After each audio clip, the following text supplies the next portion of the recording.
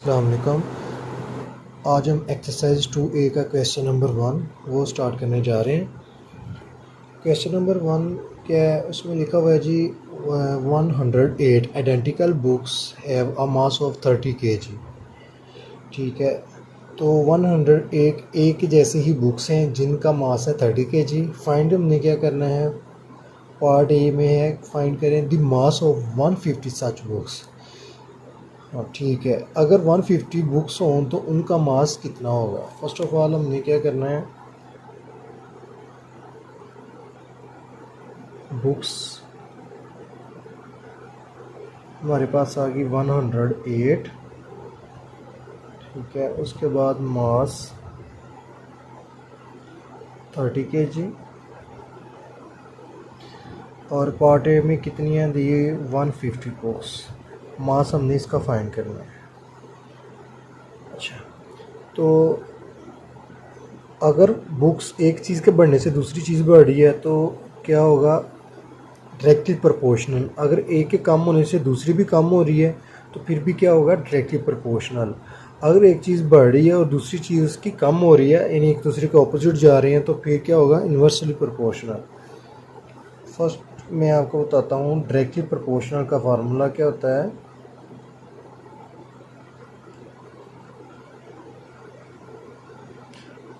Directly proportional क्या होगा, x की 2 अपॉन x की 1 इज इक्वल y की 2 अपॉन y की 1। ठीक है, ऐसे ही अगर इन्वर्सली लिखें,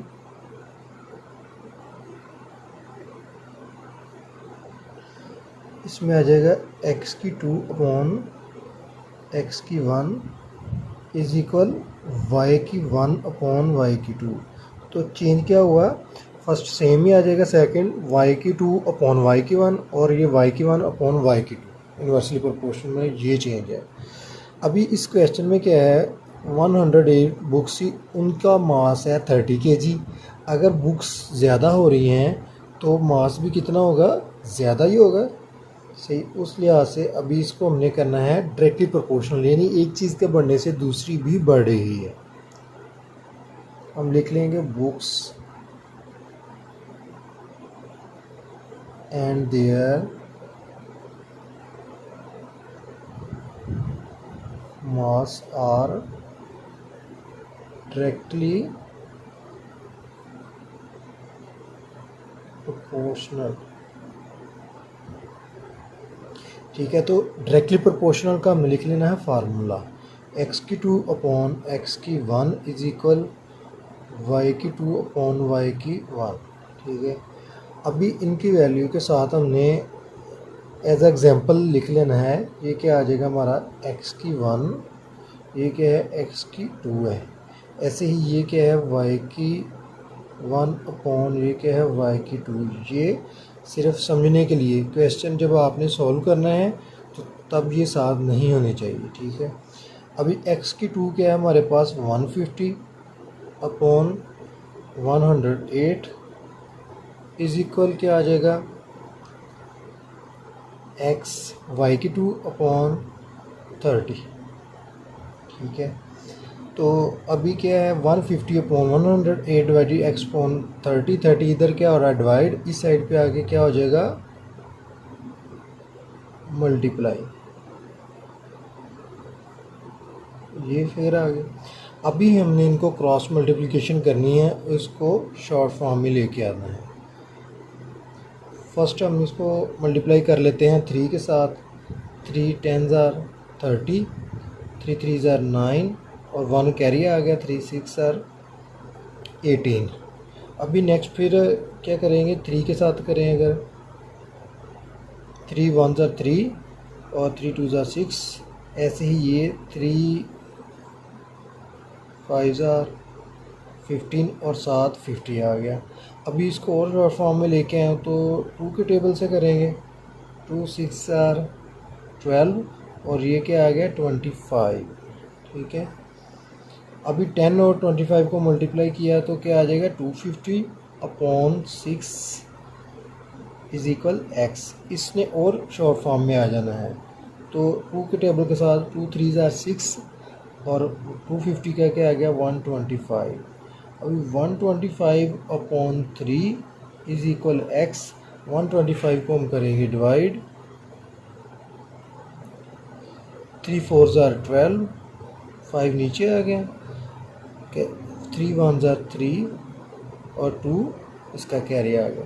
तो इसको हमने ऐसे लिखना है और फिर ये यानी 41 2/3 इज इक्वल एक्स। अब इसको चेंज कर लेंगे और लिख के एक्स इज इक्वल 41 2/3। ये इसका आ गया हमारे पास आंसर। अगेन इसको रिपीट कर रहा हूँ। क्वेश्चन हमें दिया हुआ था कि 100 की जैसी बुक्स हैं जिनका मास है हमारे पास 30 kg, और अगर 150 बुक्स हों तो उनका मास क्या होगा, ज़्यादा ही होगा। अगर 108 बुक्स का वेट 30 kg है तो 150 का वेट 30 kg से भी ज़्यादा होगा। अच्छा, तो करना अभी हमने क्या है, लिख लेना है, ये देखना है डायरेक्टली है या इन्वर्सली। तो ये है डायरेक्टली, तो लिख लिया books and their mass are directly proportional.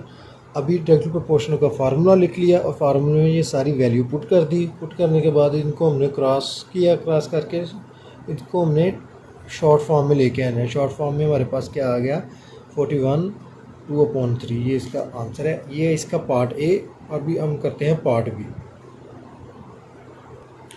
जी हाँ, तो पार्ट बी जो है इसका क्वेश्चन नंबर 1 का पार्ट बी।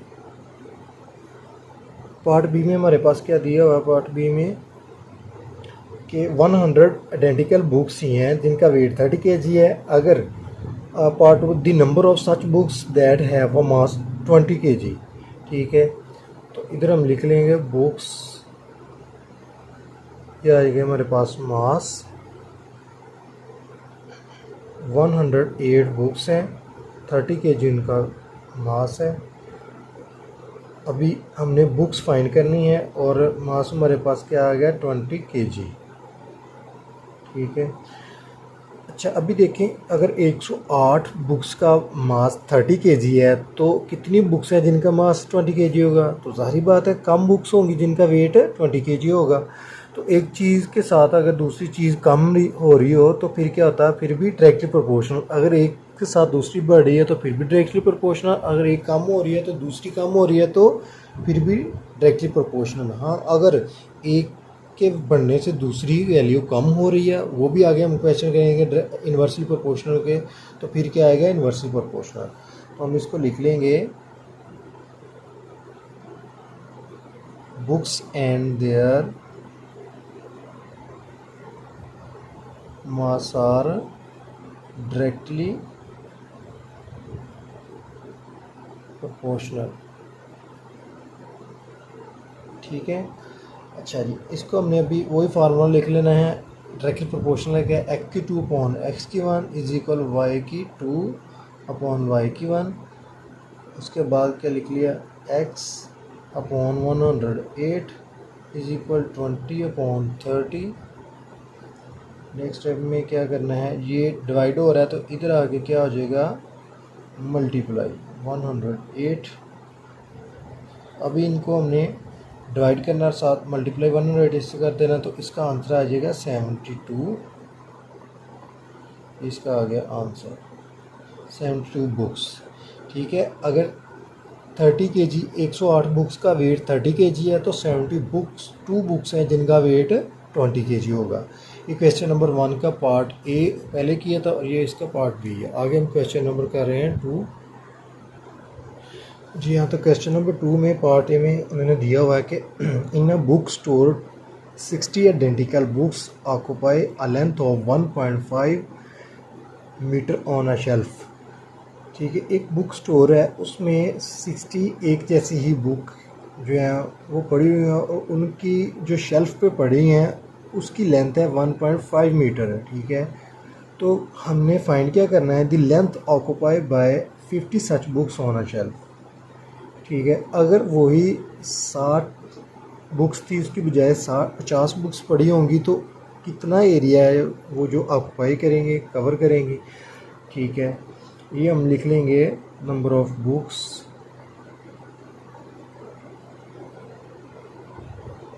और ये क्या है उनकी लेंथ। नंबर ऑफ बुक्स है हमारे पास 60, ठीक है, और लेंथ है इनकी 1.5 मीटर।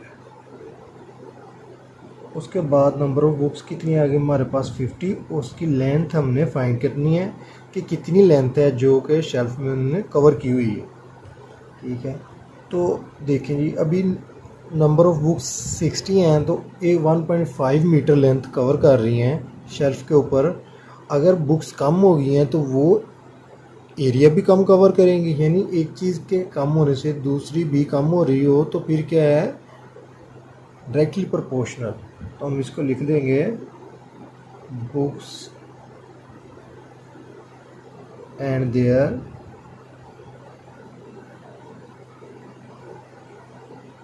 occupied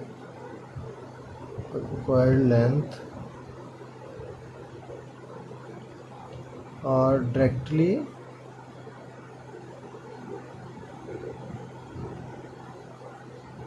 proportional, ठीक है। तो डायरेक्टली प्रोपोर्शनल का हमारे पास आ जाएगा फार्मूला x की 2 अपॉन x की 1 इज इक्वल y की 2 अपॉन y की 1, ठीक है। अभी ऐसे ही इसको हमने सपोज कर लेना है, ये है x की 1, ये आपने एज आ एग्जांपल ये हमने करना है, क्वेश्चन में हम करते हुए इसको नहीं ऐसे लिखेंगे, y की 1 अपॉन y की 2, ठीक है। अच्छा जी, अभी क्या आ गया हमारे पास है 50 upon 60 is equal x upon 1.5, ठीक है, 1.5 मीटर है।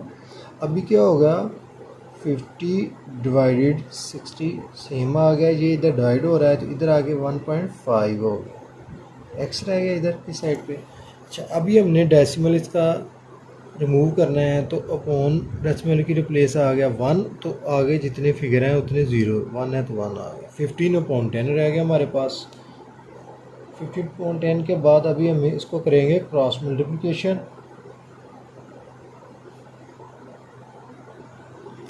इसमें अभी हम क्या करेंगे, 0 को 0 से रिमूव कर देंगे।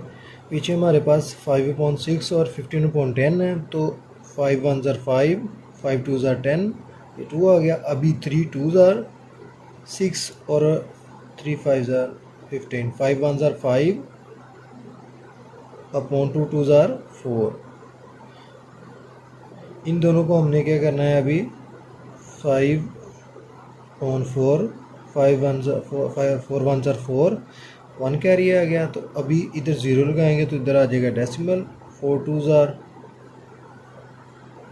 8, फिर 2 कैरी आ गया और 0 और 4 5 ज़ार 20।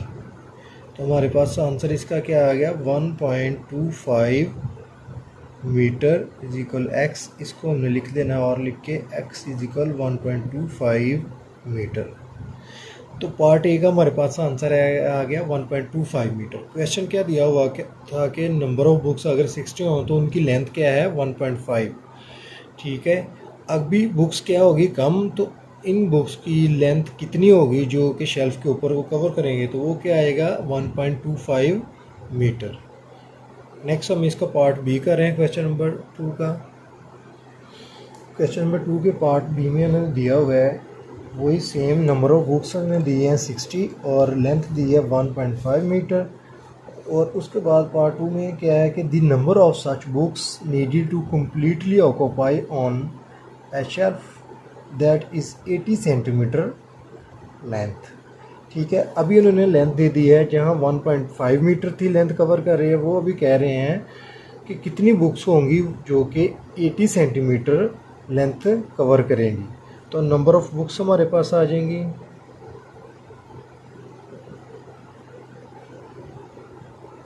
साथ आ जाएगी लेंथ।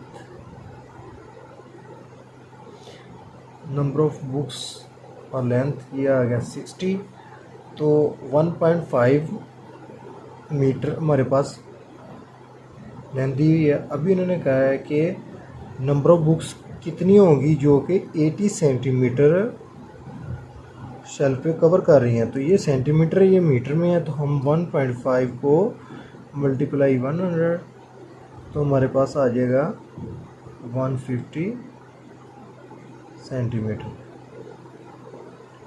ठीक है, अभी हमने देखें अगर 60 बुक्स 150 सेंटीमीटर लेंथ कवर कर रही हैं तो 80 सेंटीमीटर यानी लेंथ होगी उसके कम, तो नंबर ऑफ बुक्स भी कम होगी। एक चीज़ कम होने से दूसरी भी कम हो रही है।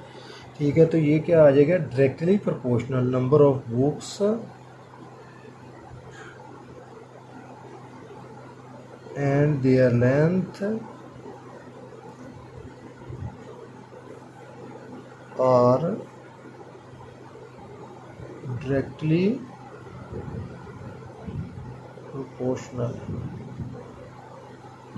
ठीक है, तो क्या आ गया इसका फार्मूला, एक्स की 2 अपॉन एक्स की 1 इज इक्वल वाई की 2 अपॉन वाई की 1। ठीक है, तो x upon 60 is equal 80 upon 150 आ गया। सही है, अभी इनको हमने क्या करना है, 80 अपॉन 150 मल्टीप्लाई, ये डिवाइड हो रहा है इधर आके मल्टीप्लाई हो जाएगा। तो x इज इक्वल, इन दोनों को डिवाइड और मल्टीप्लाई करें तो हमारे पास आंसर आ जाता है 32 बुक्स। ठीक है, ये हमारे पास आ गया आंसर, यानी 60 बुक्स 150 सेंटीमीटर एरिया कवर कर रही हैं, तो 32 बुक्स हैं जो कि 80 सेंटीमीटर लेंथ को कवर करेंगे शेल्फ के ऊपर। क्वेश्चन नंबर 2 का पार्ट ए और बी कंप्लीट हो गया। अभी हम करेंगे क्वेश्चन नंबर 3 एक्सरसाइज 2A का। जी हाँ, तो क्वेश्चन नंबर 3 में है कि find the cost of 10 kg of tea leaves. अगर हमारे पास 10 kg टी लीव्स हैं तो उनकी कॉस्ट क्या होगी। सही है, कॉस्ट उसकी क्या होगी, अगर 3 kg of tea leaves cost $18 है। ठीक है, जैसे कि कह रहे हैं 10 kg of tea leaves when 3 kg of tea leaves cost $18, तो हमने फाइंड करना है, टी लीव्स लिख लेने हैं इधर,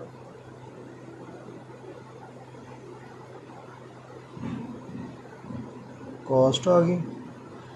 10 kg टी लीव्स हैं जिनकी कॉस्ट हमने फाइंड करनी है, और 3 kg टी लीव्स की कॉस्ट क्या है हमारे पास $18। ठीक है, देखिए जी, अगर 3 kg टी लीव्स की कॉस्ट $18 है तो 10 kg की ज़्यादा होगी, एक चीज़ के बढ़ने से दूसरी चीज़ भी बढ़ रही है, तो क्या आ जाएगा इसका directly proportional. Tea leaves and their cost are directly proportional. ठीक है, तो फार्मूला इसका क्या होता है, एक्स की 2 अपॉन एक्स की 1 इज इक्वल वाई की 2 अपॉन वाई की 1। इसमें हमने वैल्यू पुट कर देनी है, 3 अपॉन 10 आ जाएगा इज इक्वल 18 अपॉन एक्स आ जाएगा। इसको हमने क्रॉस मल्टीप्लिकेशन कर देनी है, 3x is equal 10 multiply 18 180 upon 3।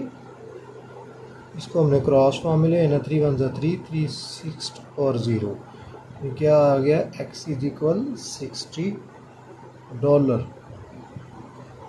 ये इसके पार्ट ए का आंसर आ गया। अभी इन्होंने पार्ट बी दिया हुआ है। पार्ट बी में क्या कह रहे हैं कि अब a kg of sugar when b kg of sugar cost $C, यानी कि a kg ऑफ शुगर की कॉस्ट क्या होगी अगर b kg ऑफ शुगर की कॉस्ट $C है। तो हम इधर लिख लेंगे पार्ट बी, शुगर के साथ हमने लिख लिया इसकी कॉस्ट a kg, ये हमने कॉस्ट फाइंड करनी है, b kg है, ये $C हमारे पास। ठीक है, ये एक दूसरे के क्या हैं, directly proportional, sugar and their cost और directly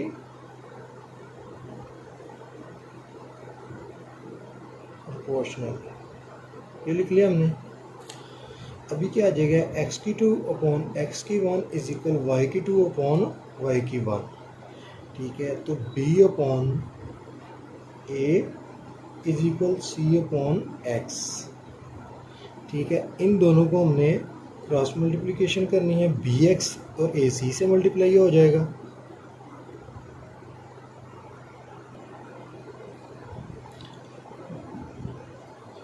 B X is equal A C multiply हो गया, A C upon B X, ये आ गया हमारे पास डॉलर में। तो हमारे पास क्या आंसर आ गया, X is equal dollar A C upon B. ये हमारा क्वेश्चन नंबर 3 है, उसका पार्ट ए और बी हमारा सॉल्व हो गया। इस वीडियो में आपको कोई भी ऑब्जर्वेशन हो तो काइंडली आप कमेंट्स करके पूछ सकते हैं। वीडियो अच्छी लगी हो तो सब्सक्राइब एंड लाइक ज़रूर कीजिएगा। जज़ाकल्लाह, दुआ में याद रखिएगा। बहुत शुक्रिया।